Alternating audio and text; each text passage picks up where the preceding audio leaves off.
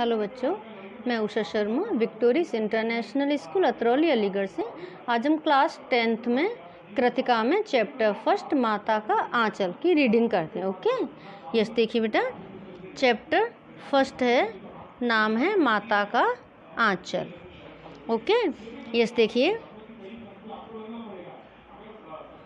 Yes बेटा, जहाँ लड़कों का संग तहाँ बाजे मृदंग, जहाँ बुढ़ों का संग वहाँ खर्चे का तंग। यानी जहाँ बच्चे होते हैं वहाँ मौज मस्ती होती है और जहाँ बड़े बूढ़े होते हैं वहाँ दवाई का खर्च होता है।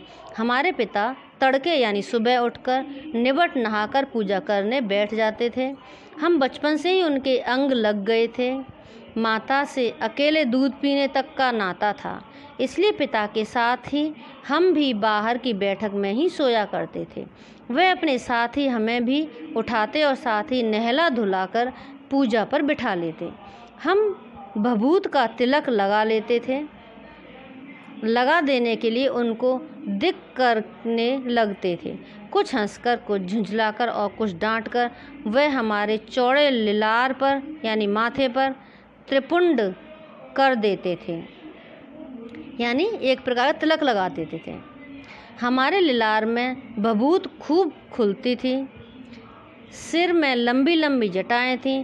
भभूत रमाने से हम खासे बम्भोला बन जाते थे। पिताजी हमें बड़े प्यार से भोलानाथ कहकर पुकारा करते, पर असल में हमारा नाम था तारकेश्वर नाथ। हम भी उनको बाबूजी कहकर पुकारा करते और माता को मैया। जब बाबूजी रामायण का पाठ करते तब हम उनकी बगल में बैठे बैठे आईने में अपना मुँह निहारा करते। आईना यानी शीशा, दर्पण। जब वह हमारी ओर देखते तब हम कुछ लजाकर और मुस्कुराकर आईना नीचे रख देते। वह भी मुस्कुरा पड़ते। पूजा पाठ कर चुकने के बाद वह राम राम लिखने लगते। अपनी एक रामनामा बही पर 1000 राम नाम लिखकर वह उसे पाठ करने की पोथी के साथ बांध कर रख देते।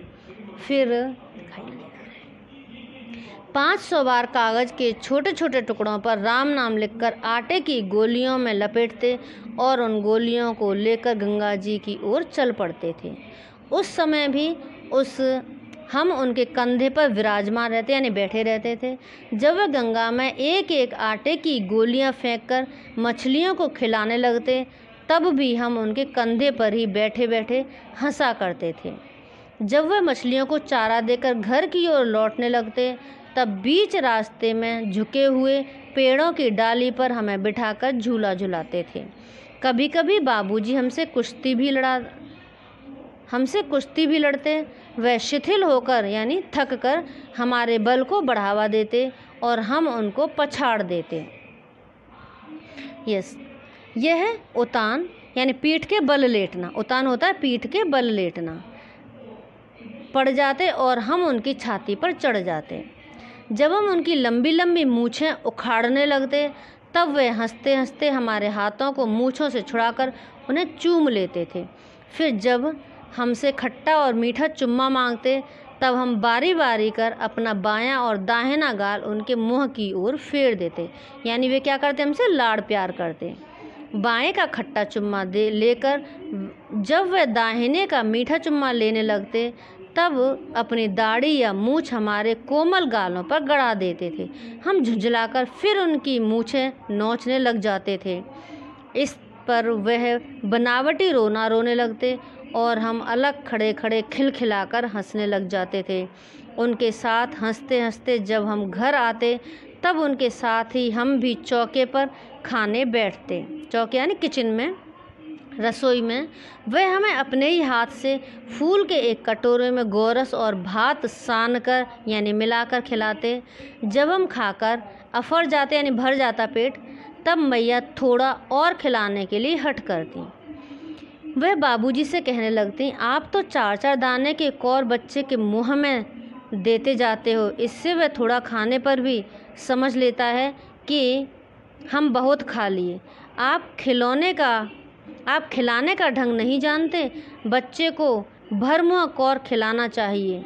जब खाएगा बड़े बड़े कौर तब पाएगा दुनिया में ठौर। ठौर होता है जगह, स्थान।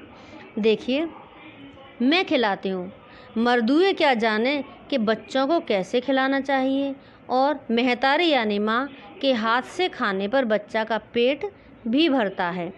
यह कहावत थाली में दही भात शांति यानी मिलाती और अलग अलग तोता मैना कबूतर हंस मोर आदि के बनावटी नाम से कौर बनाकर यह कहते हुए खिलाती जाती कि जल्दी खा लो नहीं तो उड़ जाएंगे, पर हम उन्हें इतनी जल्दी उड़ा जाते थे कि उड़ने का मौका ही नहीं मिलता था।